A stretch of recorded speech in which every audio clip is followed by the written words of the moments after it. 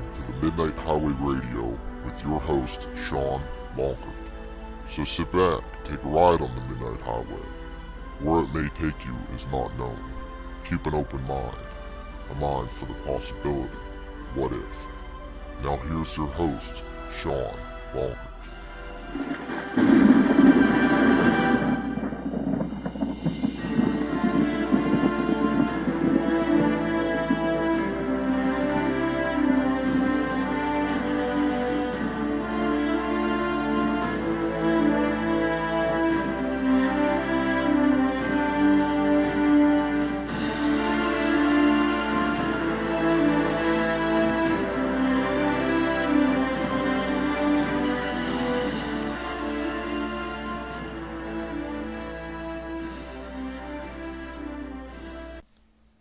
Well, good evening, good afternoon, or good morning.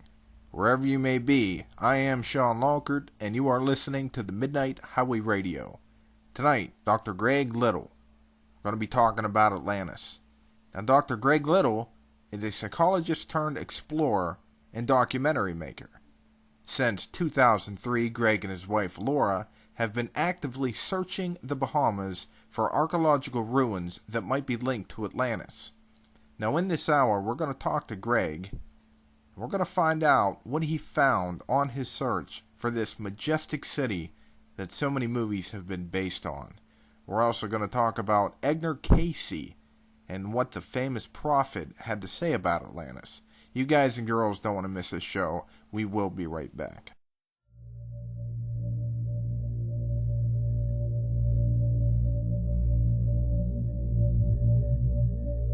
Hi, this is Miss UFO, aka Judy Young, and you're listening to the Midnight Highway Radio with your host, Shawn Lonkert.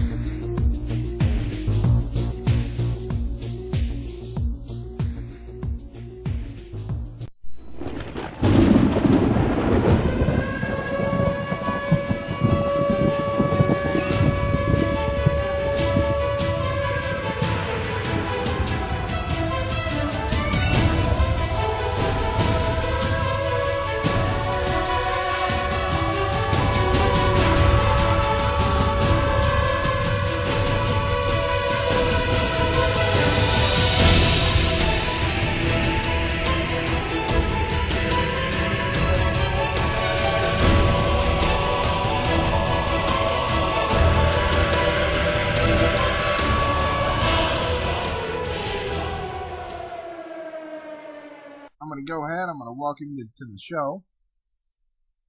And what I want you to do is I want you to tell us a little bit about yourself before we go further into the topic of Atlantis. For those out there that might not know anything about Dr. Greg Little, why don't you tell them a little about who you are? Well, actually, my background is in criminal psychology and the field of psychopharmacology, so I won't go too far in that, but that's basically the study of how drugs affect the brain. I've published over 1,000 articles and have 50-some books in print now, but I specialize mainly in criminal treatment. That's really what I do professionally. Since the 1970s, I've had what I often like to call professional interests, such as UFOs, strange phenomena. Atlantis really popped up in around 2003, which is a story in itself. But ancient America has always fascinated me.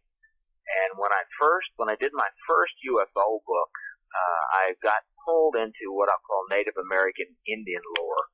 And after that book came out, oddly, I had a relative of mine, an aunt and an uncle, tell me that, oh, by the way, didn't you know your great-grandfather had married she was actually Iroquois. And they're always princesses. I love that. Men always marry Native American princesses. Right. He married a princess, and so you're part Native American. So I started looking into that, and that really got me down a long path of looking at Native American Indian mounds and ancient history in America. Slowly but surely, I kind of then got led into studying Edgar Cayce, who's a little controversial, but Edgar Cayce is America's most famous psychic of all time. He was born in 1877, died in 1945, and Cayce really, most of his psychic work was in the field of health readings. He would do sort of a psychic analysis of what people's problems were, and then he would prescribe some sort of treatment or remedy to assist the person. And Cayce actually got his referrals from doctors who really were at their wits' end. They didn't know what to do. And of course, in the late 1800s, medicine really wasn't very advanced. People think it's not very advanced now. But at that time, there really weren't a lot of treatments that you could do for things today that we just take for granted. Yeah, we're blessed to live currently when we do right now. Well, we are, but I got a feeling almost every generation has said that. But I think in this generation, I think finally we realize that we can make so much more progress, and it is going to happen. Whereas maybe in the 17 or 1800s, nobody could have ever thought about it will be possible to go to the moon, or it will be possible for people to live a lifespan in their 60s, 70s, and 80s. That almost everybody could, and that travel would be so easy. I don't think people could foresee that then. But I think today we can look into the future and see what really is possible, and it is incredible, and we are very blessed to be in this lifetime. Do you think that your heritage actually pulled you more into what you're doing right now? I think it has an effect. I do. I mean, genetics. I'm very much into genetics, and I've written a lot about genetics in mainstream.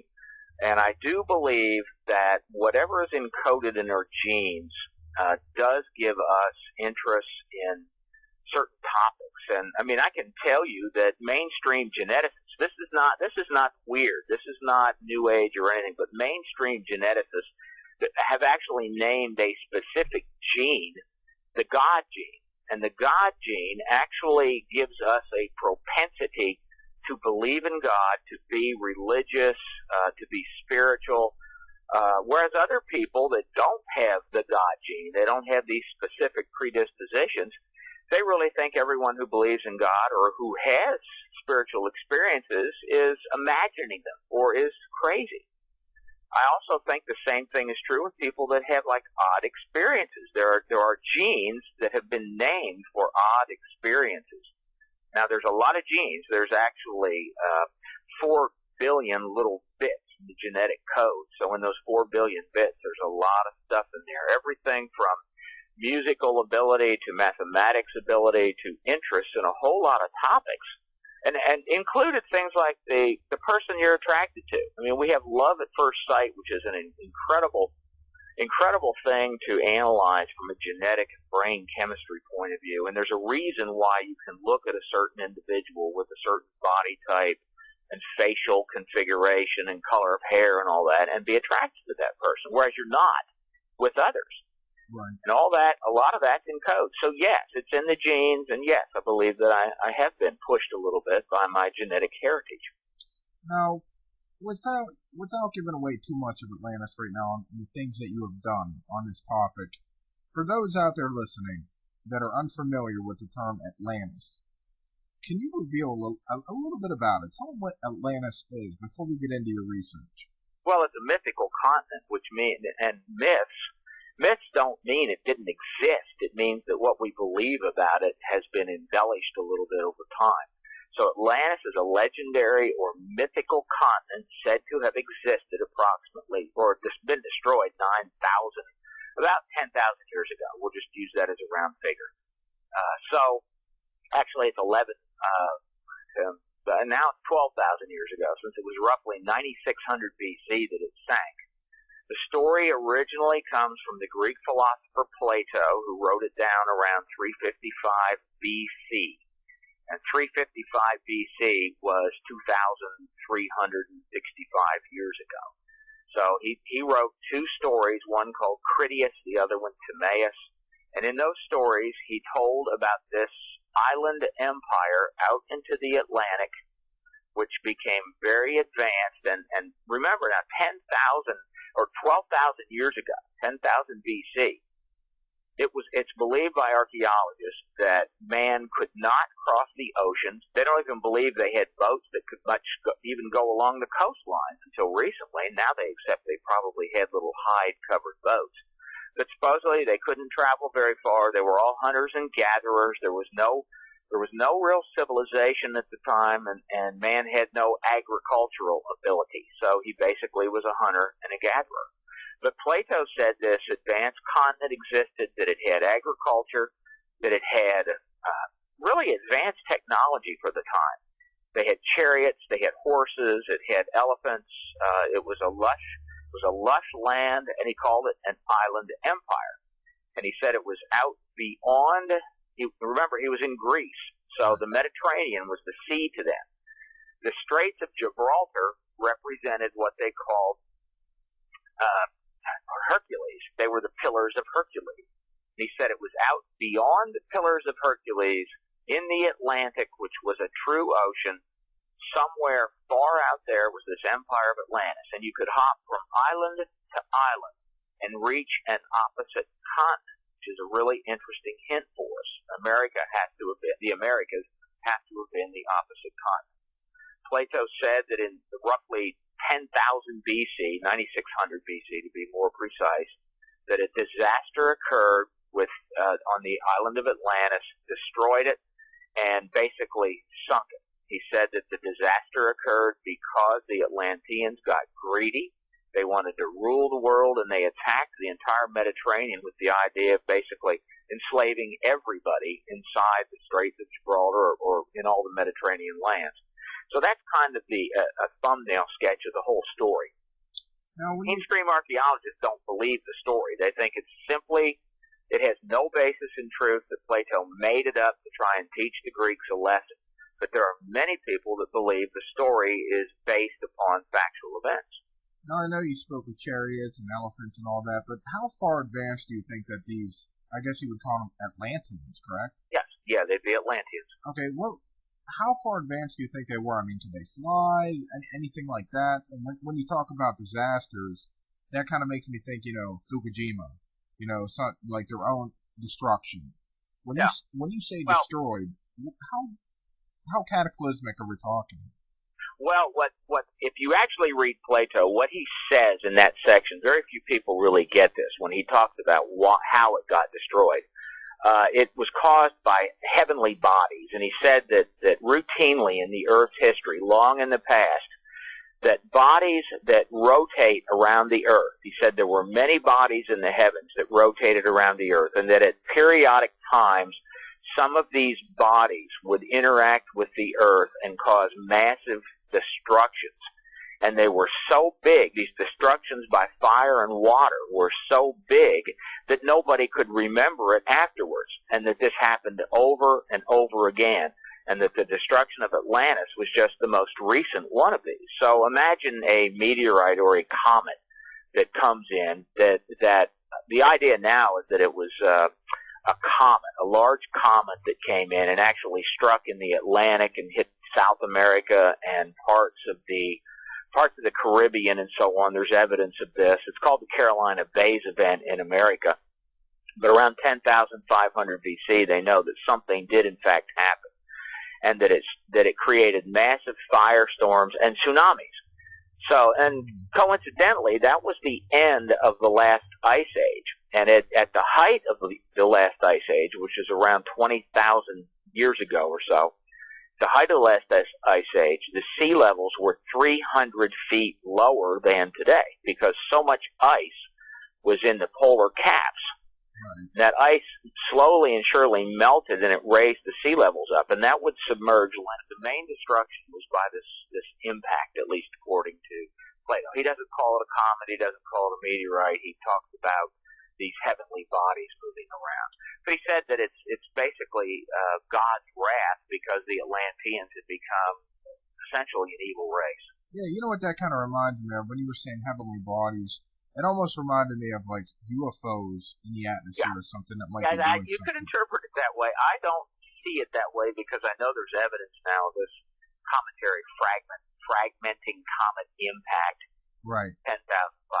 But you could, it's very easy to interpret a lot of this in terms of aliens. Yes, that's true. Does it remind you of Sodom and Gomorrah?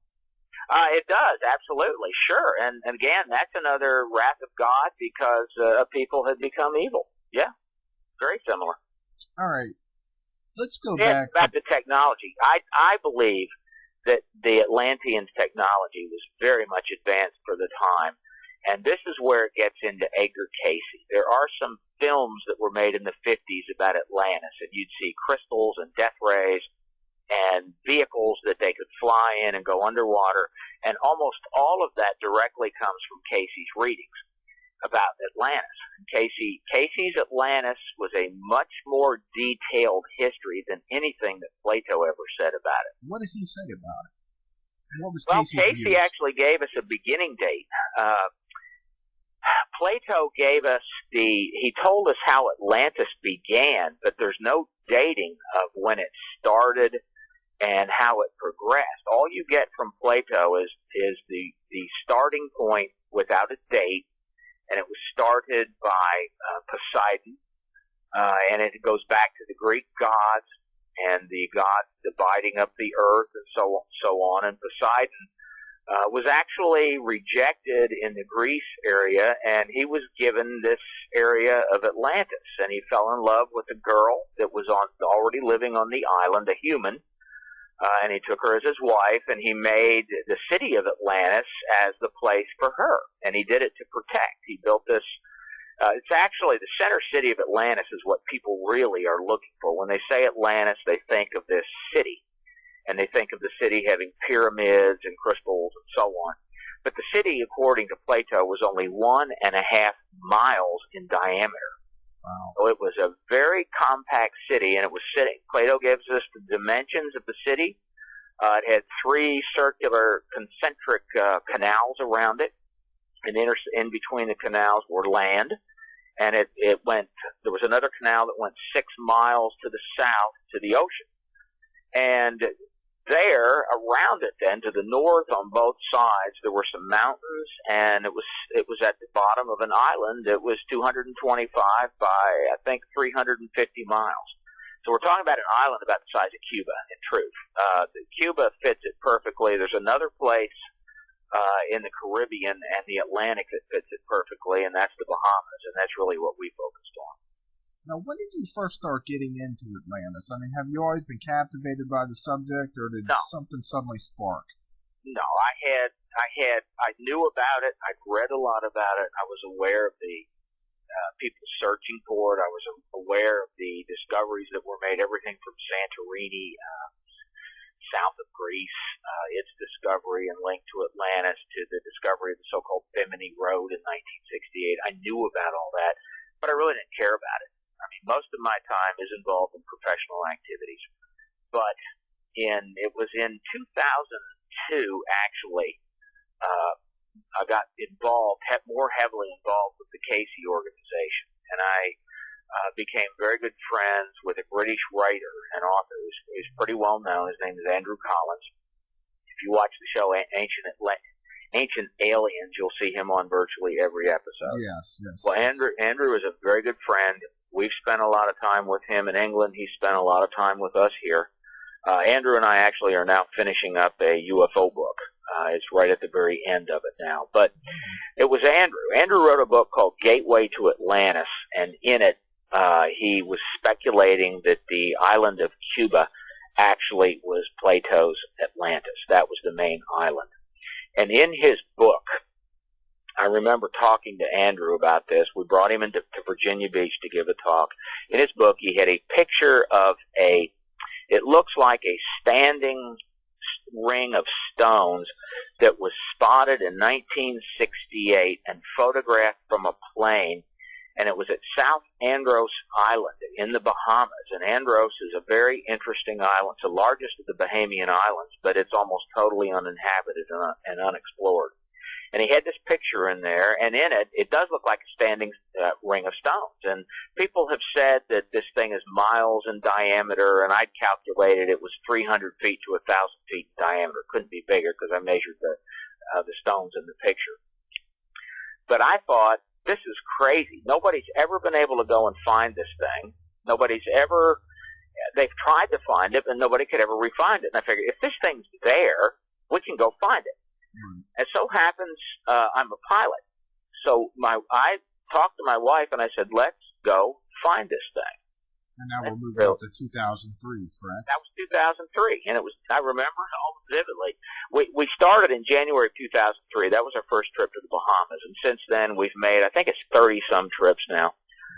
We wound up running out of resources in the Bahamas, so we had to buy our own boat and have it custom made so we could explore there. It's been a very long and extensive project. We found lots and lots of things that nobody knew about. But to make a long story short, we found this, what was not, as it turned out to be, a large triple ring of stones. We did find it. We did get to it. We walked around in it. We filmed it and photographed it. But we found it by looking up the pilot who took the picture. And interestingly, I got it on film. We went and found the guy. He lives in Miami. He's now retired. And I asked him about it, and he said, yeah, it's a very interesting thing. And I said, well, people have tried to find it. And he said, well, it's right down there. And I said, well, haven't they asked you? Nope. All those years. He took the picture in 1968. There have been, I don't know how many expeditions tried to find it, maybe a dozen or 24 over the years, but nobody had ever asked him. He pulled out a pilot's map. He told me about where it was on the map. I said, okay. We chartered a plane, a high-wing, very slow plane. Part of the reason nobody's gone down there is because it's actually, southern Bahamas are in Cuban airspace. It's in the Havana ADZ. Oh, okay. So you have to be very, very cautious. You have to fly below the radar. But we subsequently found it. We got the GPS coordinates on it from the plane. We then went and found it's very difficult to get there. You really just can't charter a boat and go into these areas because you can walk, to tell you how bad this is, at this area of Andros, you can literally walk 10 miles out into the ocean and you're never in water over your head. No kidding. It is that shallow off of Andros. Ships, well, it's just, that's part of the Great Bahama Bank. It was all above sea level during the last ice age when the sea levels were lower. But now it's just at that exact height where it's just below the water. Even in low tide, it's maybe a foot deep. You can walk way out there. I mean, some areas you can go further than 10 miles out. And it's astounding. So you can't get a boat in there. That's why we had to get a boat. We got a boat that has a draft of 1 foot. Yeah, and we've gotten stuck before in some of this stuff. But it turned out to be a huge, perfect circle of sponge. And these are giant sponge the size of a barrel. And when at low tide, these sponge stick out of the water, and they look exactly like a standing stone. I mean, it's just remarkable. And there's a geological, biological process that makes these things occur in perfect circles. But that's how we got started in this. And at the time, there was one other thing we wanted to look at. We actually hired a seaplane that picked us up, and then on the way to this site, the pilot said, there's no way I can land there. So we went back. We had to then return to the Bahamas, and after we found this other site that we found was also natural, I was ready to quit. But a guy came and talked to us who found out that we weren't treasure hunters. Everybody doing this down there is saying they're doing this. Almost everybody is a treasure hunter. They're looking for Spanish gold. That's what most people do there. When the guy realized we were really looking for archaeological sites, he told us about one off of Andros Island. And the day we were going to end the entire project, I snorkeled out about 400 yards into the ocean, which was incredibly stupid, but managed to get a couple of photos of something that I saw underwater that just stunned me. It was just amazing. And it was this huge, perfect formation of stones. There were 3 rows of them, higher layers of stones. We called it the Andros Platform. We got in touch initially. Mainstream geologists would talk to us about it. They were very interested in it.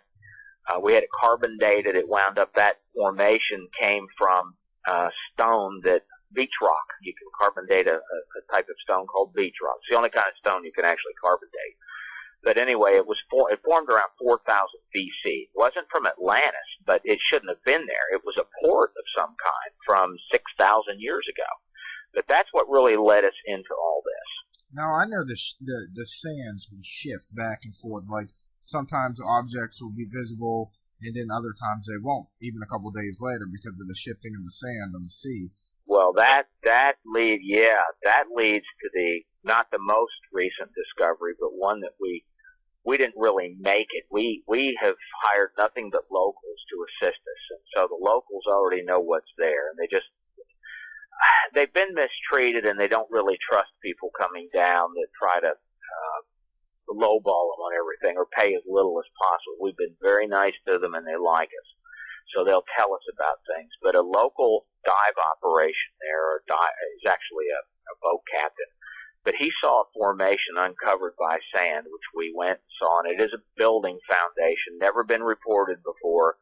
It's not at the Bimini Road. It's not anything ever reported before. We got a sample of it. The National Geographic took a sample and gave it to us. We had it carbon dated, and this is a building foundation that dates to 19,000 BC, or over 20,000 years ago. And it clearly is a building. It's in only about 15 feet of water.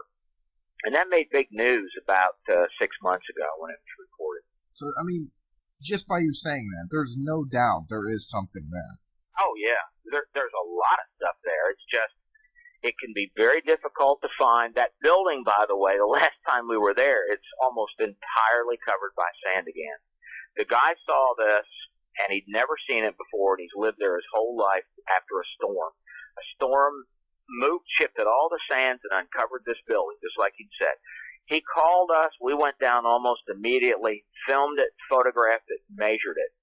We went back again 6 months later. It was half covered by sand, and we went back it was about 7 months ago, and you couldn't see it at all now. It's just totally covered by sand again.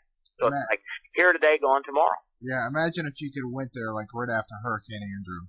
You know what I mean? Yeah, absolutely. Well, we have seen things immediately after hurricanes, and we've seen some incredible stuff, but it can be gone almost right away. I mean, incredible stuff. We found 31 crashed planes in the Bahamas. That's one thing that got a lot of attention because we did find some Bermuda Triangle. That's just what I was going to say, Bermuda Triangle. Well, we got into that for a while where we'd go to these planes and try and ID them, and we've been able to actually get the N numbers on a number of these planes, but a lot of them you simply can't. And we've managed to find planes that were underwater for 10 years. That's all. And those are almost you really can't see any numbers on them at all. It's like the salt water and corrosive corrosive processes under the ocean just eat away all the paint, so there's no numbers left in these planes. So you need parts and try to match parts up, and that can be a problem. Right. Do you think that the Bermuda Triangle has anything to do with Atlantis? Well, some people do, but personally I don't. I just think that the Bahamas, what I really believe is the Bahamas were the main, there's a set of ports there. There's actually 4 places that we know of that are very clearly breakwaters and ports that were in operation around 4 to 8,000 years ago by an unknown maritime culture. And they're probably the remnants of some culture that was before that. And for lack of a better term, there is no other term. Atlantis is the only Ice Age era culture name that anybody has. And that's one reason archaeologists hate it. There is no other term for them, but there was something there. We know it, and some of the archaeologists that we are friends with, they acknowledge, yes, there was something there, but we don't know what it is, and they really can't research it because they'll lose their funding. But was the Bermuda Triangle related to it? I don't honestly see any links there. It's possible that something's going on, and we know that there are magnetic anomalies. We have seen some very strange things there. And we have talked to a lot of people that have had weird experiences. We were out on a boat, not quite a year ago, down about 100 miles, 116 miles south of Bimini. You can't see any land there, of course. And there was this, I can't call it a fog, but you couldn't see the water and you couldn't see the sky. Everything was the exact same color. So, I mean, it's very strange. You're looking out on a boat. There's not a cloud in the sky, but you really can't see anything. So it's like the ocean, everything was the same color. Like everything just totally blended together. The water was like glass, but it wasn't reflecting anything. I mean, it was probably reflecting the sky, which made everything look alike, but you couldn't see a horizon. There were no other boats to look at. You couldn't see anything, and it would be very disconcerting to people. And you can, relying on a magnetic compass is fine most of the time. People have told me magnetic compasses go haywire there. We've never experienced that. I was just about to ask. Yes. We usually carry 3 or 4 different GPSs with us, and we've needed everything we've had. We have backups to our backups for everything. So everything was dangerous running place. Smooth when you were down there, even during that wild experience that we just spoke of. Yes, and the last time during that same trip, all the electrical stuff, we were on a 54-foot fishing boat that had been changed around for us. It had air conditioning in the front. It only had bunk beds in the front where my wife and I stayed. And we had a crew of 4 people that we took along, and we pulled a secondary boat. And the very first night, we went down to identify a plane that we had found the previous trip. We went 120 miles south of Bimini, and the moment we found the plane, a monstrous storm came out of nowhere. I actually counted 8 water spouts, little tornadoes coming out of one cloud, and filmed a lot of this. We had this monstrous storm. We pulled up all these parts from this plane, even found the passport of the pilot in it.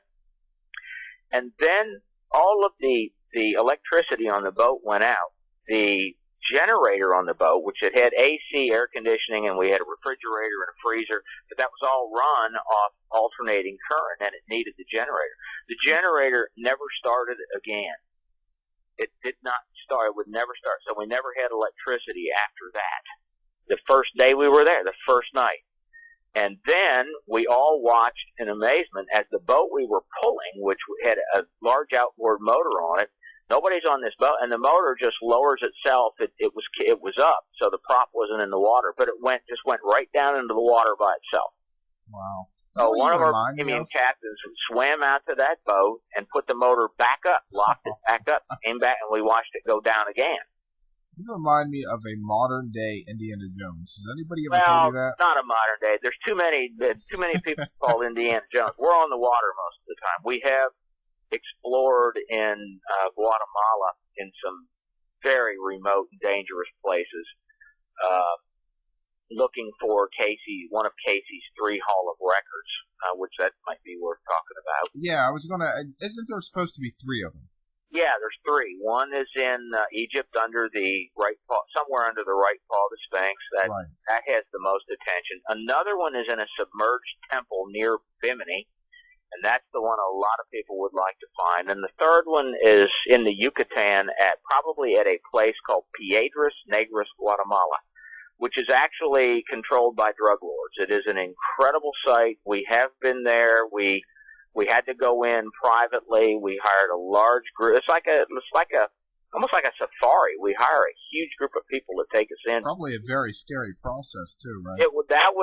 That one was actually very scary. That was scary.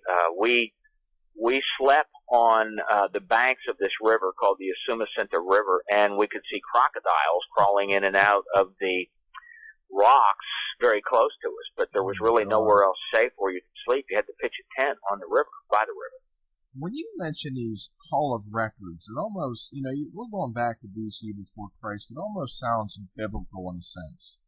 Like it could be something to do with the Bible. You can easily pull in all sorts of biblical stuff to this. You can make parallels and linkages all over the place. And rather than what I do is rather than try to tie it together into a package, it's not possible to, because no matter what you do, you're basing your assumptions upon assumptions. In other words, you really don't have any firm foundation to base any of the ideas or beliefs you might have about it. I mean, all we have about Atlantis is what Plato said, and then people after Plato, such as Edgar Cayce. And what I prefer to do is just go out and see really what is there. And I don't mind telling people I'm a Christian, and I'm not threatened by any of this, no matter what it what comes up. It really isn't going to threaten me and threaten what I actually believe. But I'm willing to go out and see what's there. I'm not tied to a doctrine. I don't believe every word Edgar Cayce said was true. I don't believe that at all. I don't know. I don't believe every word I've ever said in my entire life was true either, and I doubt everything you've said in your entire life is absolutely true. You might have actually thought it was true at the time, but you might have been mistaken. There's probably a time when you thought that certain mathematical things added up to a number, and later you found out you were mistaken. Now, when you talk about the Yucatan, where one of these Hall of Records may be, and then the right paw of the Sphinx, with your knowledge, have you ever heard of a lot of UFO phenomena going on in that particular area of the world? There's a lot of UFO phenomena in the Bahamas. The last trip we took, and I've written about this, I actually saw the first stuff I've ever seen there. What did you see? But there is a lot in the Bahamas. There's a lot around the Autec on the eastern side of that Andros Island. We took a film crew from National Geographic there once, two crews from the History Channel and several from Discovery Channel to that area around what's called Autec, the Atlantic Undersea. It's a testing facility for the Navy, U.S. Navy and British Navy. But yeah, there's a lot of stuff that goes on down there, a lot of strange experiences. Now, I've never, the area of the Yucatan that we're talking about is uninhabited. People don't live there. It is truly remote, so you don't get many reports there. And frankly, in the jungle, you can't see up in the sky much, and that's where most of what UFO activity would be. It'd be in the sky. So we've never seen anything there. In Egypt, there are reports, of course, a lot in the Middle East of things, and of course, Egypt's main type of phenomena like that are all these apparitions that are occurring around the Coptic Christian churches, which are still going on to this day. And I've written a lot about that. I'm absolutely fascinated with that, and I've visited several of these churches in Egypt many, many years ago. Well, not that many, but I truly believe there's a real phenomena going on there, although some now are faking it to draw in the crowds. Right, you got some real TV stuff going programs nowadays. Everybody wants their views, you know what I mean, their audience to be captured, so to speak. So yeah. Oh yeah. Are you familiar with the Zaytun apparitions? No, I'm not actually. I'm not. You just go on YouTube. I know your show, you use YouTube. You put things on YouTube. Go on YouTube and type in ZEITOUN or ZEITUN. It's spelled both ways, and put apparitions after it, and just take a look at what you see, and look particular at the 1968 apparitions, because those are the ones that are absolutely documented, and it's incredible. You will see there, I consider the Zaytun cases in 68 as the absolute best evidence that there is a spiritual world. It's the closest thing to true scientific evidence that a spiritual manifestation does occur and is very, very real. Now, when you talk about the Atlanteans, okay, yes, and how technological, they're very advanced civilization.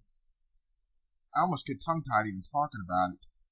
Do you believe that, how did they get so advanced? Do you believe that aliens may have visited this race? I don't think that's how they got advanced. The ancient aliens theory, I think that it is distinctly possible that in the remote past, yes, civilizations could have visited here. That is very possible. Our genetics could be altered somewhat on purpose, but our genetics also could have just simply been carried here on a comet. That's the most most scientifically accepted idea now, is that it was on ice on a comet at some point, and human DNA was there. Where it came from, I don't know. But anyway, that's the most accepted idea. But yeah, it's possible. But no, I think that human advancement has come through humans. Whether or not wherever we came from is another story. But no, I don't think ancient aliens came here and said, here is how you build this, here's how you make this. In the very remote past, it's possible there were some visits. Now, wasn't there a visitation in Atlantis that said this city is going to be destroyed? Yes. That, according to Edgar Casey, that's interesting. The Edgar Casey readings, all of his 15,000, they call them documented readings, and what makes Casey special as a psychic is that everything he said in his psychic trances was written down. It was typed out. And he's the only psychic in history where that's occurred, which means you can actually test everything he said. And he was such a strong Christian, and he believed what the Bible said about testing prophets. He wanted it all written down because he himself wanted to know, is this stuff real? Is it true?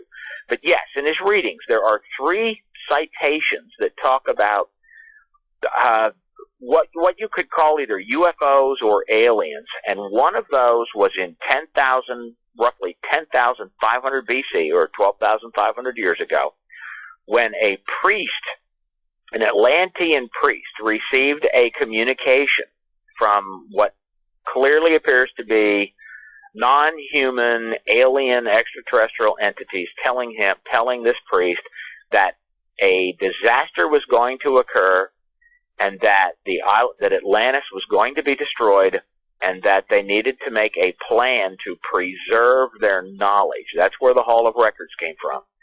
So this priest then hatched a plan to send out 3 different groups to 3 different areas, widely spaced areas. One was Egypt again, one was Bimini, and the third was in the Yucatan, to place these identical Hall of Records, which essentially are 32 stone tablets and a lot of other artifacts. The stone tablets contain the history of humankind from the beginning up until the destruction of Atlantis. So that's what they were trying to do. And these have never been found. No. No. I believe they've gotten really close in Egypt recently. This guy, Andrew Collins, I think he's gotten very close. I made a documentary about it, which is on YouTube. It's called The Secret Caves of Giza. If you look that up on YouTube, you'll see it. And it shows Andrew and his crew going into a cave system. I wrote and narrated that documentary, which is something I like to do. But I think they've been close there. We believe we probably found based on Casey's readings at Piedras Negras, we probably found where this can be accessed, but it is just impossible to do anything there now because of drug problems. And the third place, Bimini, nobody's found anything that can be considered to be Casey's temple. We have found a Greek temple in the Bahamas, and it's genuine. It's real. There's a real Greek temple underwater about 10 miles north of Bimini, but it was carried on a ship. But it's amazing to see underwater. There are the remains of a white marble Greek temple there. What you're talking about, I mean, it's almost just mind-blowing hearing about these 3 different tablets and stuff.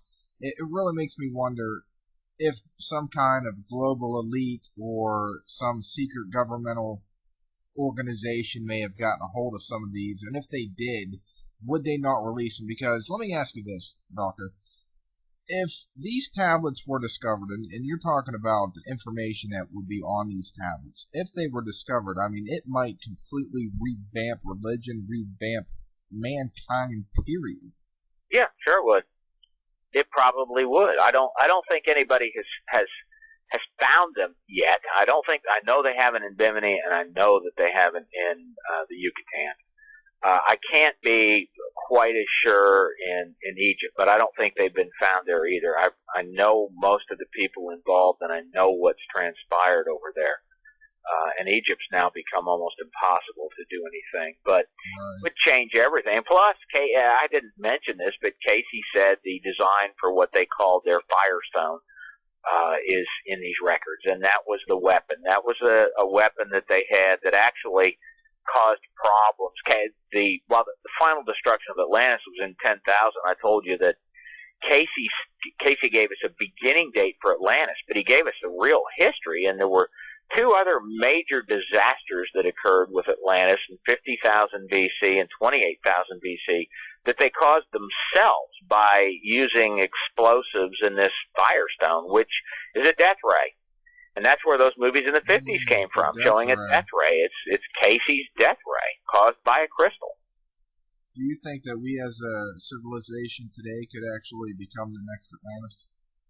Well, based on the basic description of Atlantis, sure.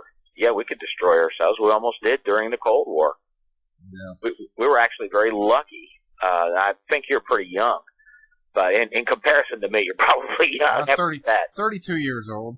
Okay, well, you're at the point where you were young at the height of the Cold War, and it probably scared you, but you probably didn't realize at the time how serious it was.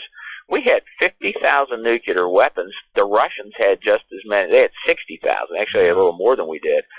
And we had each country had roughly 10,000 pointing at each other that one person could have sent off. We were actually, in a way, lucky to escape that insanity. Yeah, and you know what? It reminds me of what was that movie, The Day After, or The Morning After. You know what I'm talking about, the nuclear war. Do you think that aliens may have intervened when it comes to some nuclear testing? Because I've always heard stories that there's been nuclear missiles completely disarmed or disengaged.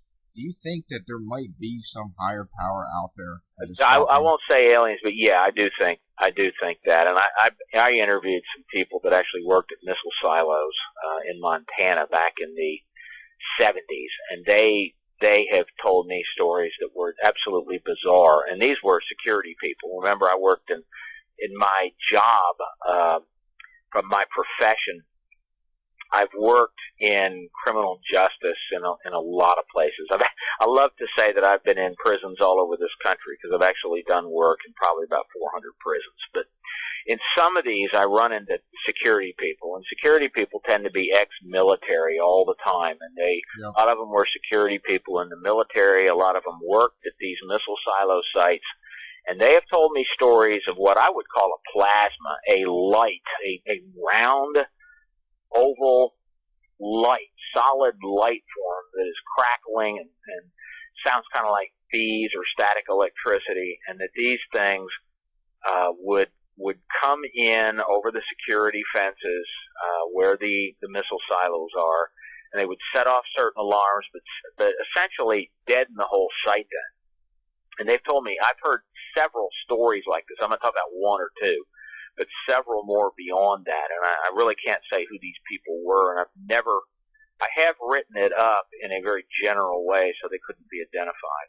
But yes, I think something probably was at work there. Now, you say they're not aliens. You won't use that term. What do you think it was? No, I don't think they're aliens. I don't think they're being. When I say that, when I say aliens, it's like a being on another planet somewhere in the universe that's flying here in some sort of a container or craft. I don't believe that. I don't believe they're time travelers. I don't believe they're coming from another dimension. I believe it is an intelligence that generates from the Earth. Its energy comes from the Earth. So does our energy come from the Earth, for that matter. And we're not permanent. These are impermanent energy fields that have an intelligence of their own. And they come and they go. But we come and go too. And it just seems to us that we're permanent, but none of us are. We're all going to disappear and we're going back to dust. It's almost, when you speak like that, it almost makes me think that the Earth as a whole has a soul or something. It probably has an intelligence of some kind. That if you believe in Native American ideas, I believe electric fields have an intelligence while they're active. Just like our brain is wired in a way, and when it's active, it has an intelligence. So I believe all fields, magnetic, electromagnetic fields, electrical fields, all have an intelligence of sorts. And when I say that, it's a foreign intelligence. It's not alien, but it's foreign. It's something that we cannot understand. It's so foreign to us that it's almost it's inexplicable. Right. So you don't understand it, but it has its own purpose, like an angel. It's kind of like the idea of an angel. An angel's a messenger. It is difficult to talk about angels and think of them like I'm talking about. It's more easy to think about an angel as some sort of a being that has wings and has a personality. Right. But if you actually read all the historical information about angels, most of which comes in the Christian Bible and the Koran, you will see that angels really don't have personalities per se. Angels are messengers. They have a function. They come with a specific purpose in mind, and they fulfill a function. And it's very difficult for us to think of it in that terms and think that that object that has this function is simply doing what it is supposed to do.